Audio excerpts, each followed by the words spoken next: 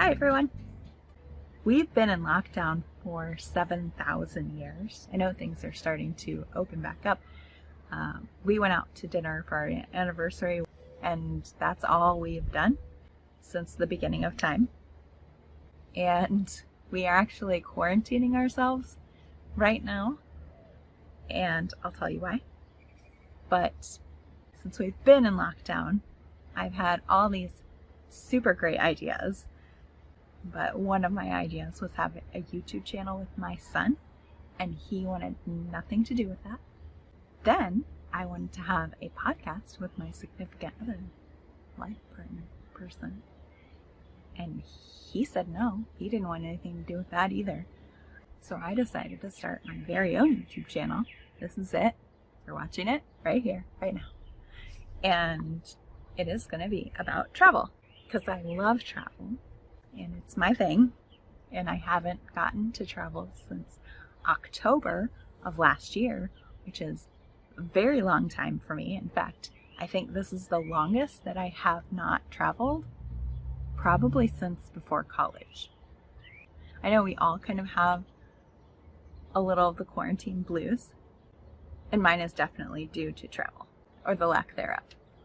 So I wanted to start a YouTube channel and talk about travel before I can actually travel. But then someday, when I can actually travel again, which is gonna be kind of soon, I'm gonna take you to the places where I'm traveling. It's gonna be amazing. I'm so excited. The reason that we are quarantining is because we do have a trip coming up very soon, and we are going to be flying, and we are traveling internationally. So I want to document and share that experience with you all. The airport experience, the flying experience, and the traveling abroad right now experience. So that will all be happening in a few weeks. I will share that with you as soon as I can.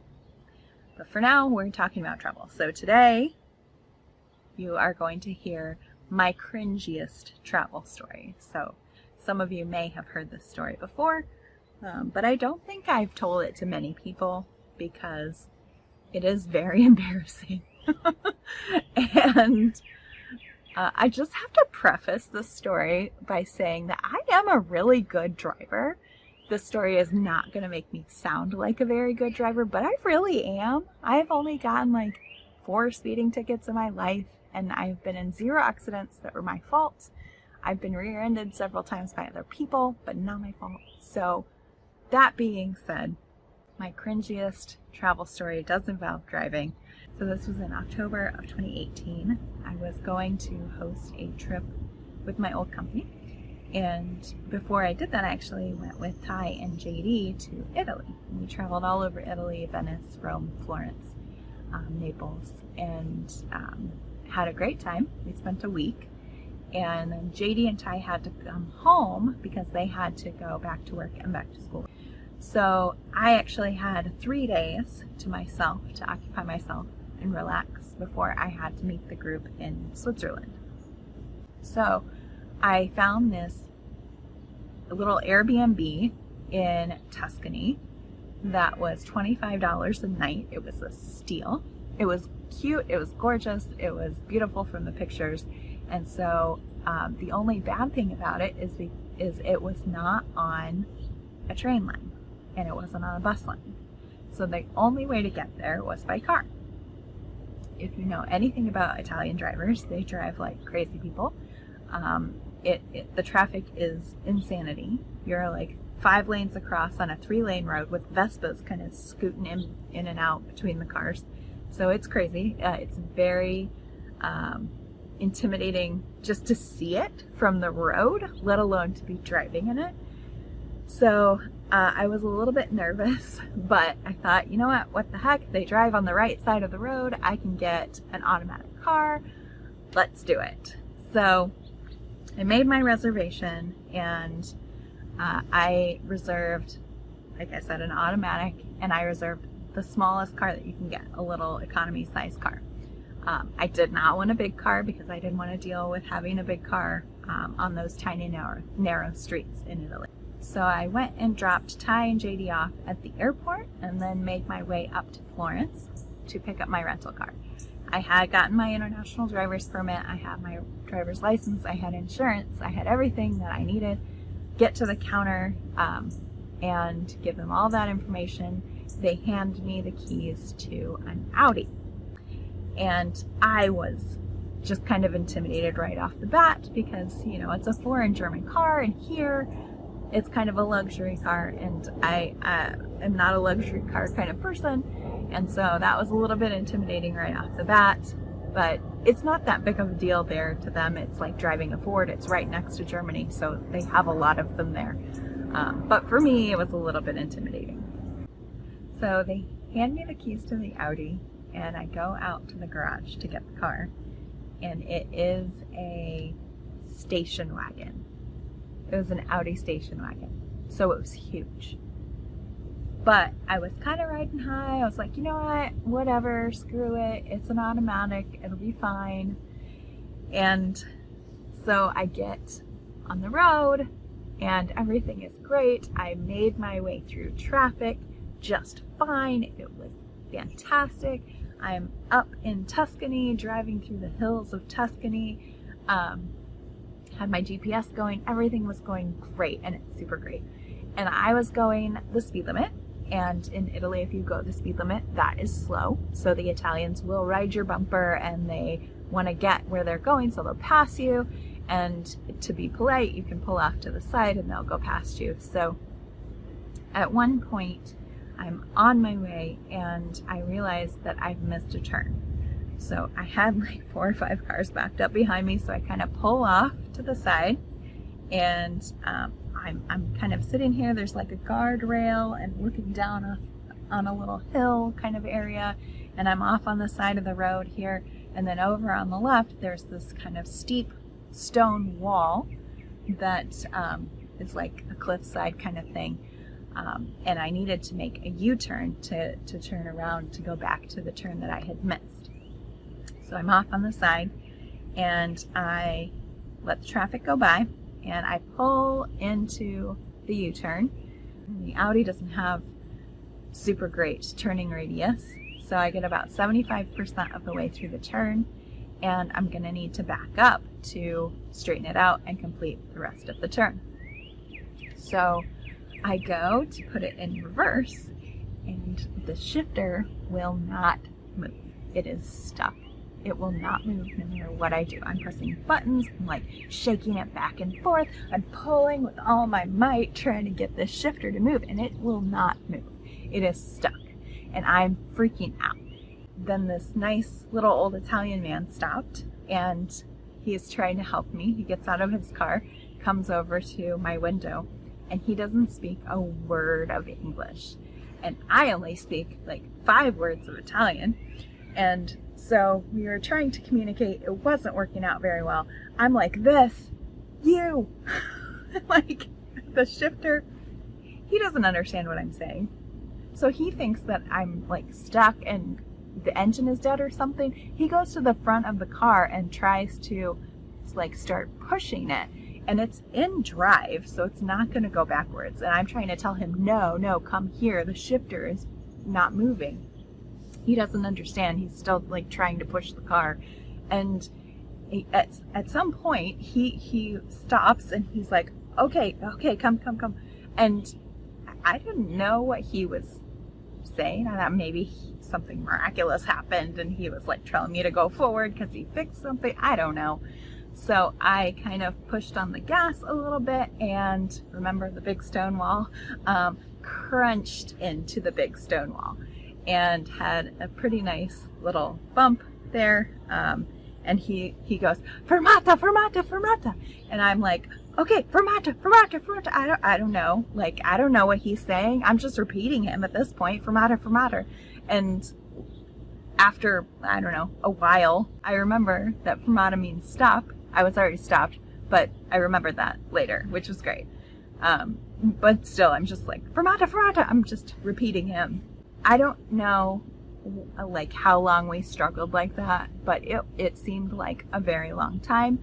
To me, I was freaking out, so it might might not have been that long, but it seemed like a very long time to me. But I'm like still messing with the shifter trying to get it to work. So what had happened was the shifter is in like this main area of the, I don't know, shifter area. I don't know what to call it. And then there's this side thing that you like have to pop it over to the right to get it to go in reverse.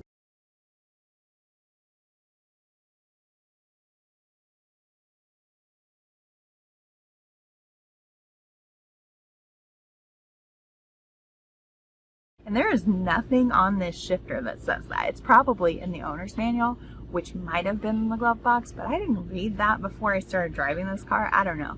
I somehow, as I was like messing around with the shifter, popped it over and was able to get it to go in reverse. So I'm like, oh, it's in reverse. And I'm like, oh yeah, Mister. And so he's like, yeah.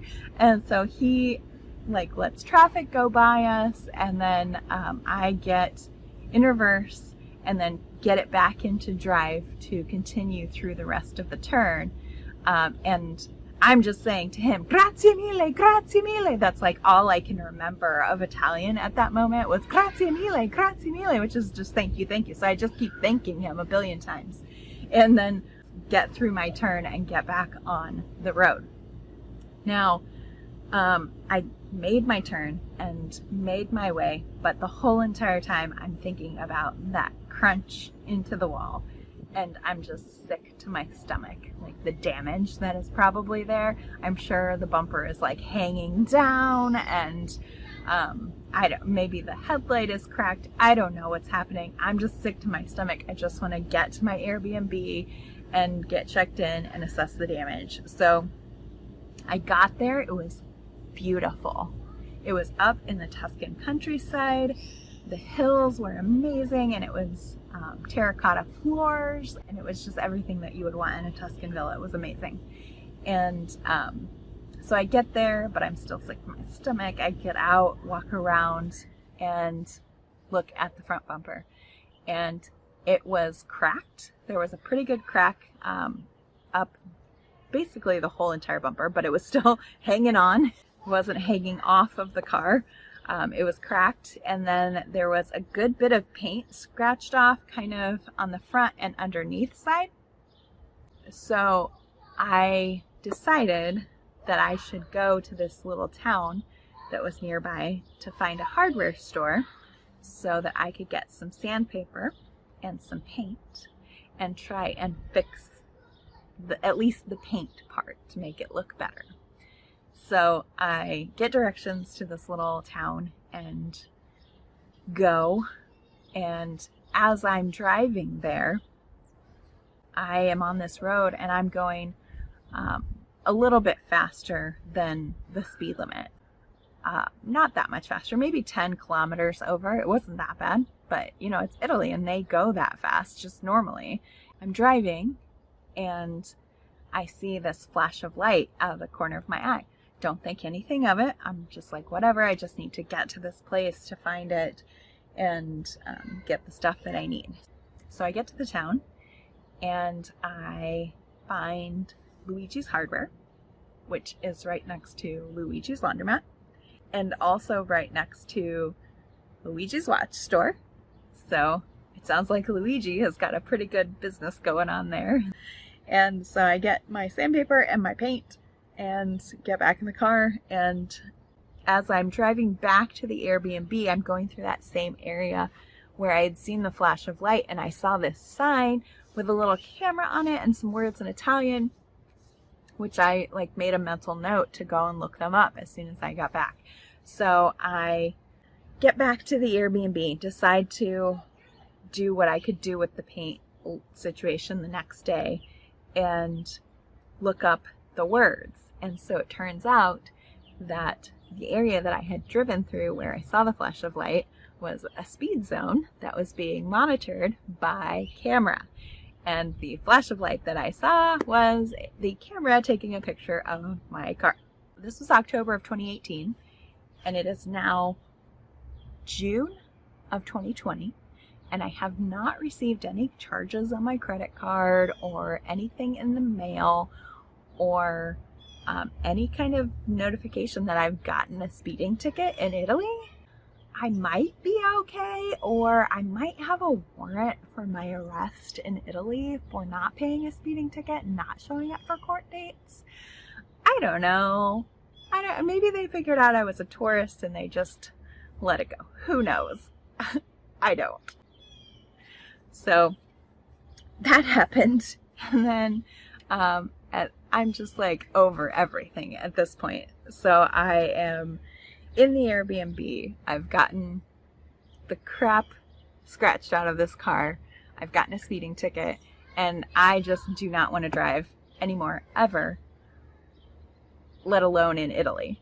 So I had 3 days where I was planning to go drive around to all the little wineries in the area and check those out, and the little parks and little towns, and I didn't do any of that. I sat in the Airbnb for 3 days and watched Making a Murderer Season 2 and did nothing else. So I did not want to drive that car anymore. But I had to get back to Florence because I was taking the train from Florence to where I was meeting the group. I decided actually to not do anything with the cracked bumper. I just decided to leave it and just so be it, whatever. It wasn't really as bad as I thought it was going to be, so that was good. After 3 days, I make my way back to Florence, and I am driving into the city. There's traffic. I'm pep talking myself the whole way there. I'm like, you're doing a great job. You're a great driver. You can do it. You are just doing so great in this traffic in Italy. And I am just like talking to myself through the whole entire thing. I get gas put back in the car, and then I get to the rental car location, and I pull into the garage, and I'm like, this is amazing. I'm here. I'm done. I don't have to drive this stupid car anymore. And my windows are down. I'm just like so relieved to be here at this garage. So I go to pull into a parking spot.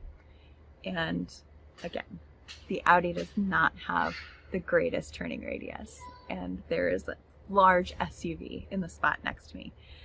So I'm going to pull into the spot, and I pull in just a smidgen too close to the SUV, and I scrape all the way down the side of the Audi against the SUV. And I quit. I had my windows down, and I was like, mother, and just was yelling very obscene language in this parking garage, which was full of people. And I was like, I hate Italy. I hate this city. I hate this car. F this. And just yelling very colorfully in this car. So I back it out, pull back into another spot that did not have any cars near it at all. And then get out and kind of look at the new damage, the more damage. And it was actually, again, not as bad as I had thought it would have been. It was a paint transfer, and so I'm like there trying to buff it out, and it was actually not that bad. So I did what I could, and then I went to return the car. And the man who was taking the returns was standing there the whole time, saw the entire thing, and I go up to him and return the keys, and he goes, is there any damage to the vehicle? And I was like, what? Did you not just see that whole thing that just happened? This is my life. And so I explained to him that yes, there's damage to the vehicle. It was a paint transfer. It's buffing out. And he goes, well, I just need to know if there's damage. And I said, well, yes, obviously there is. And what's going to happen? Do I pay for it on my credit card? Like, what happens? And he was like, no, you don't have to pay. You don't pay. I just need to know if there's damage. And I was like, cool. Thanks, bro. Then he goes to his system to return everything, and he goes, "Oh, I see you brought it back a day early. I give you a day off." And so he actually made my rate lower than it would have been, and I didn't have to pay for the damage, the paint transfer damage, and the paint transfer incident, I think, distracted him from looking at the rest of the vehicle, because he didn't say anything about the large crack and the paint damage to the front bumper at all. And so I took my receipt and I went away from there and never ever want to drive in Italy again. I cannot in good conscience recommend that anyone do it, but if you want to, then hopefully you will learn from my experience and not get an Audi station wagon, get something small, and hopefully you'll have a better time than I did. So that is my cringiest travel story ever, and the start of my travel YouTube channel, which I don't have a name for, by the way. So if you have any ideas, please feel free to drop them in the comments and I will use that. I cannot pay you, but I will mention your name if I do end up using your suggestion. Also, if you have travel questions, I was a professional travel agent for like 10 years. I just changed industries at the beginning of the year, so happy to answer any travel questions that you may have. And then in a couple of weeks, I will be sharing our travel experiences and get to see what traveling is like now, hopefully. I'm really hoping it doesn't get canceled. Who knows? Every day is a new day. That is all I have.